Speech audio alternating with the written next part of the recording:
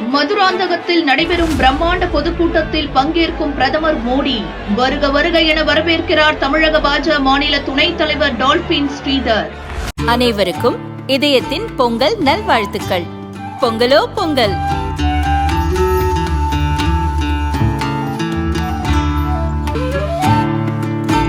அனைவருக்கும் இதயம் மந்த்ராவின் பொங்கல் தின நல்வாழ்த்துக்கள். பொங்கலோ பொங்கல்.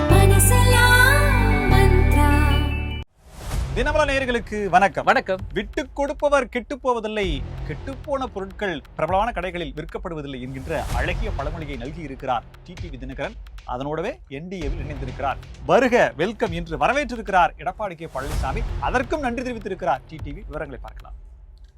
திராவிட மாடலுக்கு புதுசா கஞ்சா மாடல் திராவிட அரசு அப்படின்னு பேர் சூட்டி இருக்கிறார் அண்ணாமலை அவர்கள். இதுக்கு என்ன காரணம் தெரியுமா? தமிழ்நாடு முழுவதும் கொதித்திருக்கக்கூடிய நார்கோட்டிக்ஸ் கொள்ளை. அதனால இளைஞர்கள் எப்படி திக்குமுக்காடுறாங்கன்னு முழு விவரத்தை ட்விட்டர்லயே பார்த்துருவோம். தமிழ்நாட்டின் முன்னேற்றத்திற்காக பாடுபடக்கூடிய ஒரே கட்சி திமுக. ஐயா, நீங்க எங்கிருந்து எங்க வேணா போச்சு, நீங்க விசிகால கூட போய் சேர்ந்துக்கோங்க. ஆனா அதுக்காக நீங்க தமிழ்நாட்டின் முன்னேற்றத்திற்காக பாடுபடும் கட்சின்னு சொல்றதெல்லாம் உங்க மனசாட்சிக்கே நியாயம் இருக்காயா? நேற்று வரைக்கும் நீங்க விமர்சிக்கல என்று மக்கள் கேட்கிறார்கள். சொன்னவர் யார்? முன்னாள் சட்டமன்ற உறுப்பினர் வைத்திலிங்கம். ராசா பெரிய இன்டெலெக்சுவல்லாம் இருந்தாங்க. ஆனா யூடியூப் ஆங்கர்ட்ட மாட்டிக்கிட்டு அப்படி சின்னாபின்னம் ஆயிருக்குது ஒரு பெரிய ட்ரெண்டிங்கு. அங்க சின்னாபின்னமானது பரவாயில்லை. ஆனா தன்னுடைய சொந்த மாவட்டமான பெரம்பலூர்ல அவரை வச்சு செய்யறாங்க விசிக நிர்வாகிகள். என்ன சம்பவம் பண்றாங்கன்னு பார்த்தோம். மேடம், உங்களுக்கு உலகத்தில் இருந்து கூடிய பல தலைவர்கள் அழைப்புகளை விடுக்கிறார்களே, என்டிஏவில் இருந்து அழைப்பு வந்தால் அந்த கூட்டணியில் இணைவீர்களா என்று பிரேமலதா விஜயகாந்த் அவரிடம் கேட்க, இதுவரை வரவில்லை, வருகிறது, வர வேண்டும் என்று அப்படின்ற மாதிரி பல பதில்களை சொல்லியிருக்கிறார். அனைத்து சாதியினரும் அர்ச்சகராகலாம் அப்படின்னு சொன்னத இடத்த ஒரு பெரிய பூதாகரமாக்கி இருக்காரு ஒரு கிளி ஜோதிடர். அவர் என்ன சொன்னாரு, எங்க கிளி ஆயிருக்கு அப்படிங்கிறத பார்ப்போம். இத பத்தி தான் இன்னைக்கு நாம பார்க்க போறோம். இது சைலைட்ஸ்.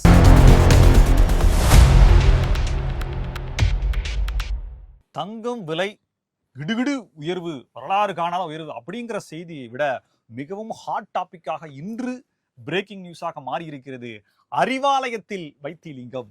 ஒரத்த நாடு வைத்திலிங்கம் முதலமைச்சர் இல்ல, சட்டமன்ற உறுப்பினர் பதவியே ராஜினாமா பண்ணிட்டு போய் சேர்ந்திருக்கு. அங்க ஒரு சட்டமன்ற உறுப்பினர் பதவியை கன்ஃபார்ம் பண்ணிருக்காரு. பேசிட்டு தான் போயிருக்காரு.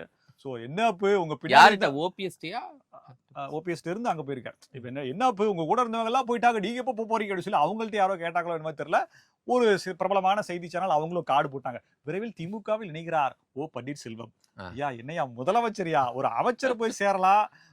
அதிமுகவினுடைய முதலமைச்சர் திமுகவில், அப்ப உங்களுக்கு என்ன பொறுப்பு கொடுக்கிறது, அதை நீங்க ஏத்துக்கிறீங்களா அப்படின்ற மாதிரி இப்பவே பல டிபேட் டாபிக்ஸ். இந்த நீங்க விருது கொடுத்திருக்கீங்கல்ல துரைமுருகன், அவர் அப்படியே நீக்கிட்டு அந்த பொறுப்புல போய் உட்கார வைக்க போறாங்க. நடக்குமா? அது துரைமுருகன் ஐயா அதுக்கு ஒத்துக்குவாரா? அவரை தூக்கிட்டு இவரை உட்கார வைக்கிற அளவுக்கு இவருடைய மாண்பு அப்படிங்கிறது இதுவரை ட்ராக் ரெக்கார்டு இருக்கிறதா? இவர் அந்த அளவுக்கு மதிப்பை சம்பாதித்திருக்கிறாரா இல்லையா என்ற பல கேள்விகள் இருக்கிறது. ஜெயலலிதா அவர்களிடம் நம்பிக்கையா இருக்கு. சரி, ஓகே, வந்துச்சா? நீங்க இல்லையான்னு கேள்வி கேட்டீங்களா? இந்த 4.5 ஆண்டு காலத்துல திமுக வெற்றி பெற்ற பிறகு உங்களுடைய செயல்பாடுகளை ஒரு புத்தகமா போட்டு அதுல டிக் அடிச்சா நீங்க எத்தனை விஷயத்துல மாட்டுவீங்க? அண்ணா அறிவாலயம் இல்லாமல் இது என்னது, அண்ணா திமுகவினுடைய தலைமை கழகம் தாக்கப்பட்டது. அப்புறம் பாத்தீங்கன்னா மத்திய அரசு என்டிஏ விட ஏதோ போய் பார்த்தாரு. ஐயா, நான் உங்களுக்காக வந்து பார்க்க வரேன், எனக்கு அப்பாயின்மெண்ட் வேணும்னு சொல்லி கேட்டது. அது கிடைக்காத உடனே மத்திய அரசை கண்டித்து ஒரு அறிக்கை விட்டது. அதற்கு அடுத்த நாளே திமுகவில் தன் மகன் சமேதனமாக சென்று திராவிட மாடல் ஆட்சியை அந்த முதலமைச்சரை பார்த்து சந்தித்தது. அப்போதிருந்து நீங்கள் கள்ளவர்கள் தான் இருக்கிறீர்களே என்ற குற்றச்சாட்டு. இவர் பீச்ல பார்க்ல போய் சந்திச்சது, அப்புறம் வீட்டுல போய் அப்புறம் கிரிக்கெட் ஸ்டேடியத்தில் சென்று மருமகன் ஐயா மதிப்பிற்குரிய இன்னொரு முதலமைச்சரை அதிகார வர்க்கத்தை சந்தித்தது அப்படின்ற பல பெருமைகள் இருக்கு. ஏன் வருங்கால முதலமைச்சர்னே சொல்லுங்களேன். இவ்வளவு பெருமைகள் இருக்கும்போது அப்புறம் நீங்க எப்படி நீங்க அதிமுக என்கின்ற நம்பிக்கையில் இருந்தீர்கள் அப்படின்னு சொல்லி இந்த பக்கம் நான் பேசிட்டு இருக்க நேரத்துல மெயின் பாயிண்ட் வரும் வைத்திலிங்கம். அவர் பார்த்தீங்கன்னா காலையில் எந்திரிச்ச உடனே நேராக சட்டசபைக்கு போய் தன்னுடைய ராஜினாமா கடிதத்தை சபாநாயகர்கிட்ட கொடுத்துட்டு அங்கிருந்து அப்படியே நேராக அறிவாலயம் வந்து அறிவாலயத்தில் 2 பேர் வரவேற்கிறாங்க. வரவேற்ற உடனே அவங்க போய் தன்னை ஒரு அடிப்படை உறுப்பினரா அந்த தாய் கழகத்தில் இணைந்து இருக்கிறோம் அப்படின்றாரு. அவர் சொல்றாருங்க, என்னன்னா சொல்றாரு, போயிட்டு உறுப்பினர் அப்படியே நேரா போயிட்டு மேல போயிட்டு முதலமைச்சரை சந்திச்சு தன்னை திமுகவில் இணைத்துக் கொண்டார். ஒரத்தநாடில் திமுக சார்பாக உதயசூரியன் சின்னத்தில் போட்டியிடுகிறார் அப்படின்ற உறுதியை வாங்கி கொண்டுதான் அங்கு சென்றிருக்கிறார்.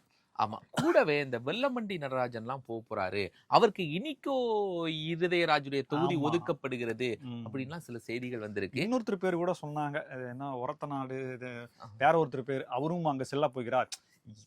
ஓபிஎஸ்ஏ போறான்ற நியூஸ் வந்துருச்சு. 26ஆம் தேதி பிரம்மாண்டமா ஒரு நிகழ்ச்சி நடத்த போறோம், அதான் இணைப்பு விழா. எனக்கு தெரிஞ்சு திமுகவுக்கு மட்டும் அதிகாரம் இருக்கும் பட்சத்துல 234 தொகுதியில் 468 தொகுதியா உடைச்சிருவாங்க. ஏன்னா அவ்வளவு கேண்டிடேட் அங்க இருக்காங்க, எல்லாமே விஐபி. நின்னாங்கன்னா அவங்கதான் ஜெயிப்பாங்க, அந்த மாதிரியான கேண்டிடேட் இருக்காங்க. திமுக இன்னொரு அதிமுக மாறிடுச்சு. சில போறவங்க எல்லாம் அங்கேயோ போறாங்க, என்னன்றது தெரியல. சோ இது ஒரு ஹாட் நியூஸாக பரப்பப்பட்டிருக்கிறது. அறிவாலயத்தில் மீண்டும் ஒரு அதிமுக உறுப்பினர்.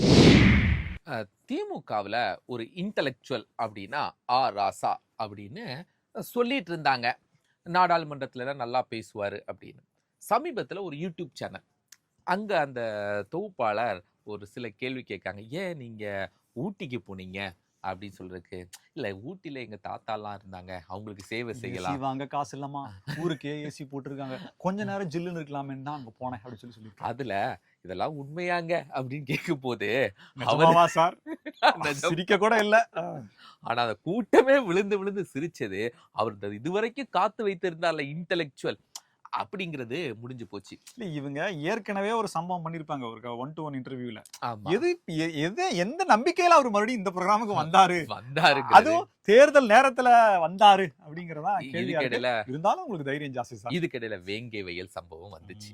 வரும்போது திருமாவளவன் அது போன்ற சாதிய தலைவர் அப்படின்னு ஏதோ சாசா அப்படிலாம் சொன்னாங்களா, புடிச்சுக்கிட்டாங்க விசிகாவினர். எங்க தலைவர் சாதிய தலைவர் என்ன தெளிவா சொல்றாரு, ஒரு சாதிய அமைப்புகள் இருக்கக்கூடிய சிறிய தலைவர்கள்லாம் அங்க போயிட்டு வருவாங்க. திருமாவளவன் சிறிய தலைவர்னு சொல்லிட்டாரு. சிறியன்னு சொல்லல, பட் சாதி சங்கத்து தலைவர்கள். இவங்க 2 பேருக்குள்ள ஏதோ பிரச்சனை போயிட்டு இருக்குன்னு நினைக்கிறேன். அங்க எங்க தலைவரை தாக்கிட்டு இருக்கிறீங்க அப்படின்னு சொல்லி விசிகாவினர் கொதிச்செழுந்திருக்காங்க. அதுல பெரம்பலூர் தொகுதியினுடைய மாவட்ட செயலாளர் அன்புநாதன் அன்பழகன் நினைக்கிறேன், அவர் கடுமையா கண்டனம் தெரிவிச்சிருக்காரு. எங்க தலைவரை நீங்க சொல்லிட்டீங்க, இந்த இடத்துல வந்துருவீங்களா அப்படின்னு பகலம் பண்றாங்க விசிகாவினர். ராசாவை எப்படி சமாளிக்க போறாரு, பேசாம நம்ம வீட்டையும் ஊட்டிக்கே மாத்தி நம்ம தாத்தா இருந்த ஊர்ல அந்த மக்களுக்கு சேவை செஞ்சுட்டு இருந்துடலாமா? அந்த அளவுக்குலாம் ஒண்ணும் இல்ல, இதெல்லாம் ஒரு கட்டுக்குள்ள இருக்கிற வரைக்கும் தான். கொஞ்சம் சட்டம் ஒழுங்கு ஏதேனும் சலசலப்பு ஏற்படும் விதமாக இருந்தது என்றால் அறிவாலயத்திலிருந்து ஒரே ஒரு போன் கால் தான், அப்புறம் பார்த்து எல்லாமே பாராட்டு விழாவா மாறிவிடும். இரவோடு இரவாக நாங்க இங்க போறோம், பழனிக்கு போறோம், அதனால உத்தரவு வாங்கிட்டு போலாம், ஒரு சந்திப்பு போட்டு ஒரு ஷாலை போட்டு ஒரு 5 குழு போய் சந்திச்சு முடிச்சிருவாங்க சம்பவத்தை.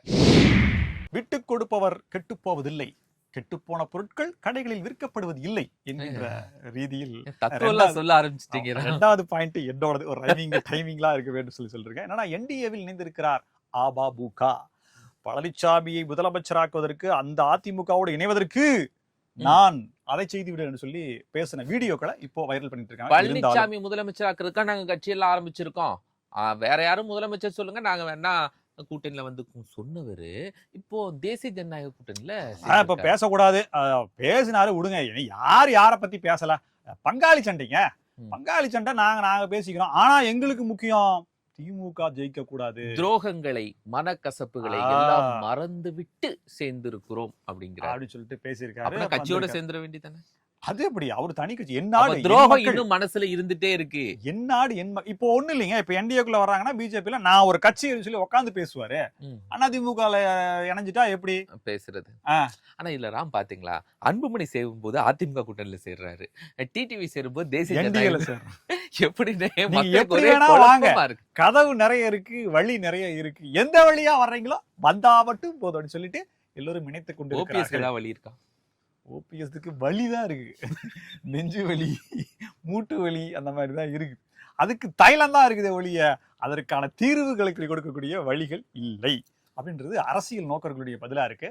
இருந்தாலும் என்டிஏவில் இணைந்திருக்கக்கூடிய அமமுக அவர்கள்ட்ட வரவேற்று எக்ஸ் வலைதள பதிவை பதிவிட்டிருக்கிறார் எடப்பாடி கே பழனிசாமி அவர்கள். கண்ணியம் கருதி மரியாதைக்குரிய டிடிவி தினகரன் அவர்களை என்டிஏவில் இணைந்திருப்பதை வரவேற்கிறேன்னு சொல்லி அவர் போட்டிருக்காரு. உடனே இவர் தத்ரி அப்படின்னு சொல்லி டிடிவி தினகரன் சொல்லியிருக்காரு. என்ன சம்பவம்னா 23ஆம் தேதி மோடி தலைமையில நடக்கக்கூடிய கூட்டத்துல எடப்பாடி பழனிசாமி அவர்களும் டிடிவி அவர்களும் நீங்க சொன்ன மாதிரி கையை தூக்கி கொண்டு எடப்பாடி பழனிசாமி அவர்களை முதலமைச்சர் ஆக்குவோம் அப்படிங்கிறத இல்ல நீங்க இத நம்ம ரொம்ப அப்படியே என்னமோ நெருடலா நம்ம பேசுறோம்ல. இதே சண்டை போடும்போது நம்ம என்ன பேசிட்டு இருந்தோம்? பிரிந்து கிடக்கக்கூடிய அதிமுகவினுடைய உடன்பிறப்புகள் ஒன்றிணைய வேண்டும் பேசணுமா இல்லையா? எல்லாரும் பேசுனாங்களா இல்லையா? 10 ஓட்டுனாலும் அதிமுகவுக்கு வரணும் இல்லைங்க, அது திமுகவுக்கு போகக்கூடாது இல்லைங்கன்னு சொல்லி பேசணுமா இல்லையா? இப்ப சேர்ந்துட்டாங்கல்ல, பாராட்டணுமா இல்லையா? 22 தொகுதியில நரம்பு இல்லைன்னு சொல்லிட்டு எப்படி வேணா பேசக்கூடாது.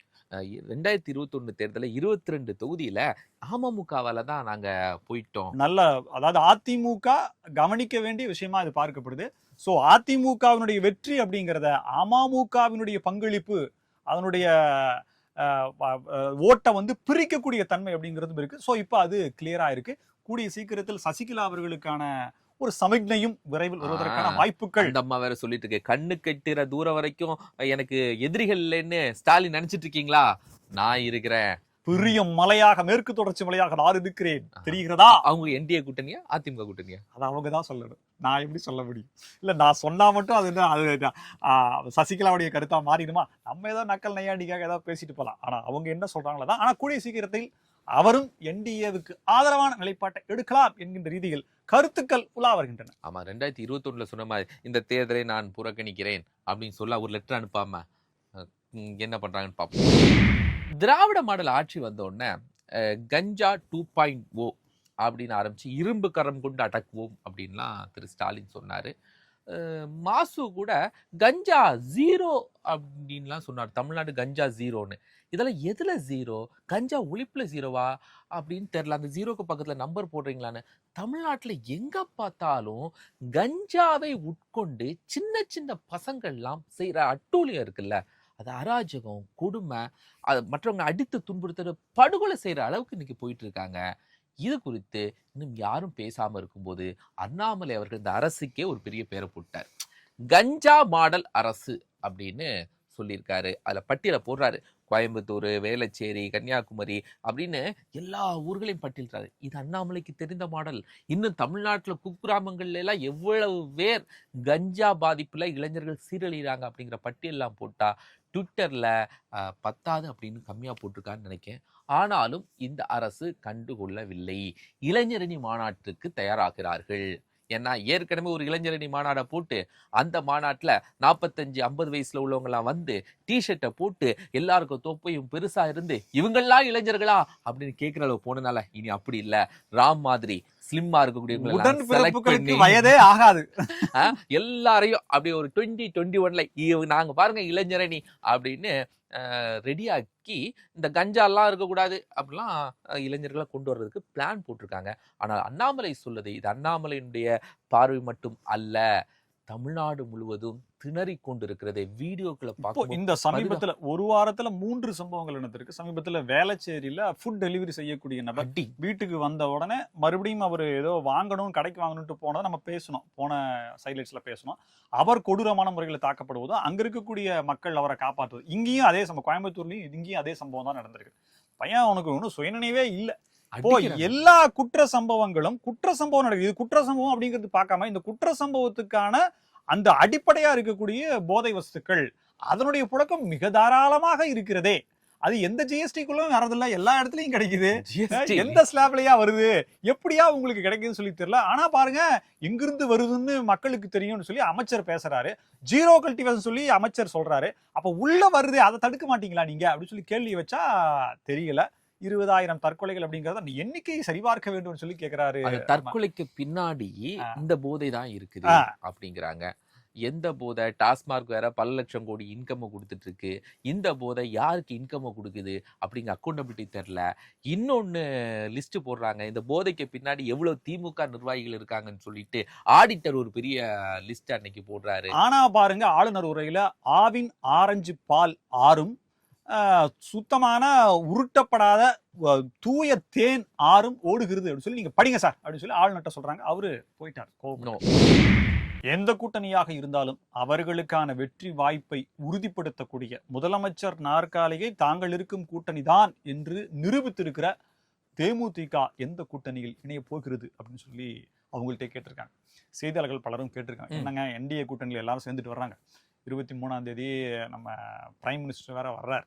இப்போ அந்த கூட்டணியில் கூட்டணி கட்சி தலைவர்கள் எல்லாம் சந்திக்கிறதாகவும் அது ஒரு கூட்டணி இறுதிக்கான மாநாடு கூட்டம் அப்படிங்கிற மாதிரிலாம் பேச்சுக்கள் வருது. பியூஷ் கோயல் வேற வந்திருக்காரு, அவரும் கூட்டணிகள்லாம் குறித்து நிறைய பேசிட்டு இருக்காரு அப்படின்னு சொல்லி பல கேள்விகள் ஒவ்வொரு கேள்வியா கேட்கறாங்க.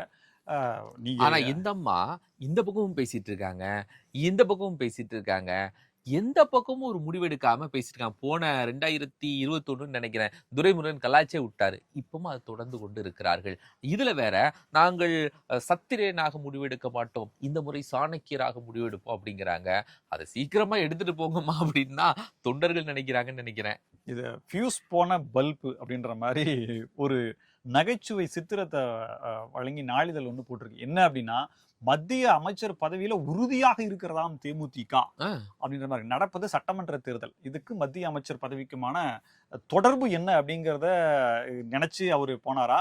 அதுல இது என்ன தெரியுமா, அதிமுக கூட்டணிக்கு போறவங்களுக்கு எல்லாம் மாநில அமைச்சர் நினைக்கிறேன், அதையும் எடப்பாடி கொடுக்க மாட்டேங்கிறாரு. ஆனா நீங்க தேசிய ஜனநாயக கூட்டணியில போனீங்கன்னா ஒரு எம்பி பதவி, கூடவே இணை அமைச்சர் பதவி, டிடிவி இதை கேட்டிருக்கதா சொல்றாங்களே, 10 எம்எல்ஏ, ஒரு எம்பி, ஒரு இணையமைச்சர் அப்படின்னு டிடிவி லைட்டா கேட்டிருக்காங்க.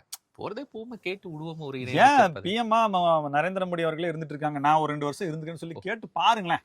கேட்கலாமே, ஏன் உங்களுக்கு அந்த உரிமை இல்லையா? கேட்கலாமே, உங்களுக்கு அந்த தகுதி இல்லையா? அவருக்கு 75 வயசு தாண்டிடுச்சு. பாஜக கூட்டணியில் சமூக நீதி கிடையாதா? கேளுங்க, பேசுங்க. பட் இதெல்லாம் கேட்கலாம், பட் அதெல்லாம் நியாயமா குமார் அப்படின்ற மாதிரி தான் இப்ப வருது.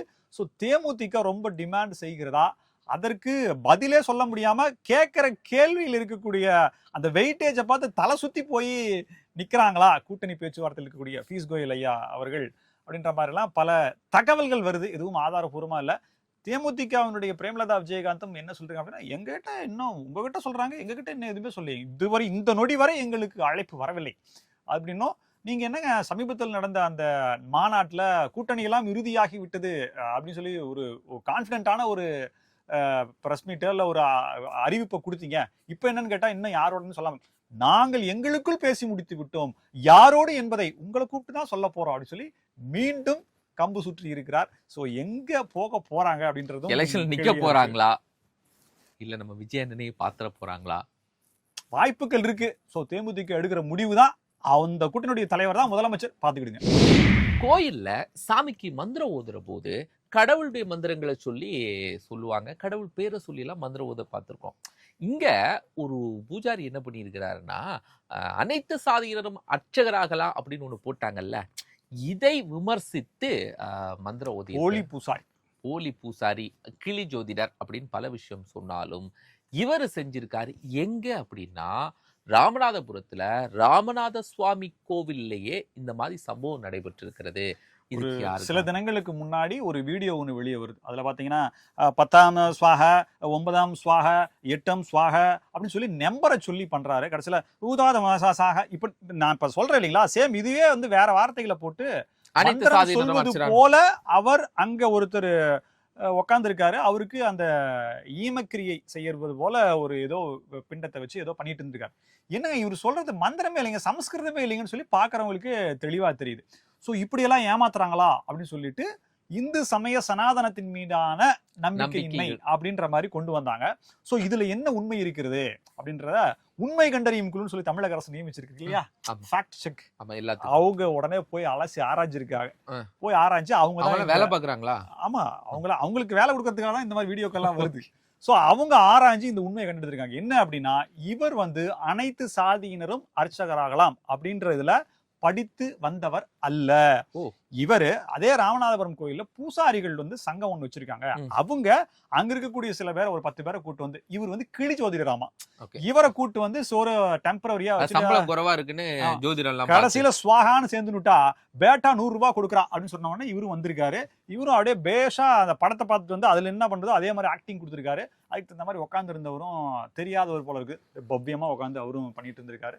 ஏதோ 100 ரூபாய் 200 ரூபாய். இதெல்லாம் நீங்க நடக்காம இருக்கணும்னா என்ன பண்ணணும் அப்படின்னா, இந்த ஐயர்களுக்கு பூஜாரிகளுக்கு எல்லாம் சம்பளத்தை நிறைய கொடுத்து நீங்க எல்லாம் இந்த எக்ஸ்ட்ரா டியூட்டி ஒர்க்ஸ் எல்லாம் பார்க்காதீங்க, இந்த ஒர்க்கை மட்டும் பாருங்க அப்படின்னு HRNC சொன்னால் அது கொஞ்சம் சிறப்பா இருக்கும்னு நினைக்கிறேன். ஸோ இது யார் தவறு அப்படின்றதும் யார் ஏமாற்றப்படுறார்கள் அப்படிங்கிறதும் சுத்தி சுத்தி மீண்டும் இந்துக்கள் மேலேயே தான் இது பழியாக வருகிறதா, இது எப்படி திருத்தப்படுவது, இதற்கு அரசு பொறுப்பு இல்லையா, போலிகளை கண்டறிந்து களைய வேண்டிய கடமை யாருக்கு இருக்குது அப்படின்ற பல கேள்விகள் வருது. வழக்கம் போல எங்க பிரச்சனையே பார்க்க மாட்டேன்றாங்க, இதெல்லாம் எப்படிங்க கண்டுக்குவாங்க அப்படின்ற மாதிரி தான் மக்கள் நினைக்கிறாங்க. ஆமா, HRNC பேர்ல காரை வாங்கி வீட்டுக்கு ஓட்டாதீங்க, கொஞ்சம் பூஜாரிகள் எப்படி இருக்கிறாங்க, கோயில் எப்படி இருக்குன்னு கொஞ்சம் கண்காணிங்க அப்படிங்கிறது அவங்க லைட்டா கனிவா சொல்லி இருக்கிறாங்க. நிழலே விழாத தஞ்சை பெரிய கோவில் இல்லையா, அதுக்கு ஒரு தரை தளத்துல இப்போ அதை மாத்தணும்னு சொல்லிட்டு 75 லட்சம் ரூபாய் மதிப்பீட்டுல அந்த போடப்பட்டிருக்கக்கூடிய செங்கல்ல உடைச்சி உளியால உடைச்சி எடுத்து மறுபடியும் ஏதோ பண்றாங்க. வீடியோக்கள்லாம் வந்திருக்குது. தொன்மையான, இன்னும் சொல்ல போனால் தமிழர்களுடைய அடையாள சின்னமாக இருக்கக்கூடிய அந்த தஞ்சை பெரிய கோவில்ல செய்யக்கூடிய இந்த நிகழ்வை ரொம்ப ஜாக்கிரதையா செய்யணும் அப்படிங்கிறதும், இதுல எதுவும் உள்குத்து வேலையோ இல்ல இந்த டெண்டர் முறைகேடு மற்ற விஷயங்கள்ல வரக்கூடிய புகார்கள் இதுல வரக்கூடாது அப்படிங்கிறதும் கண்ணுங்கருத்துமா வந்திருக்கு. வீடியோக்கள்லாம் வந்திருக்கு. பக்தர்கள் அங்க இருக்கக்கூடிய அந்த ஓதுவார்கள் இதெல்லாம் அதை பார்த்து கோவிலுக்கு எந்த வகையிலும் பாதிப்பு ஏற்படுகிறதா அப்படின்றத கண்டறிந்து சொல்ல வேண்டும் அப்படிங்கிறது மக்களுடைய கோரிக்கையா இருக்கு. அந்த புராதன தன்மை கொஞ்சம் மாறாம பாத்துக்குங்க அப்படின்னு அவங்க ஒரு ரெக்வெஸ்ட் வச்சிருக்காங்க. இதே போல பல புதிய தகவல்களோடு மீண்டும் உங்களை சந்திக்கிறோம். இது சைலைட்ஸ். நன்றி, வணக்கம்.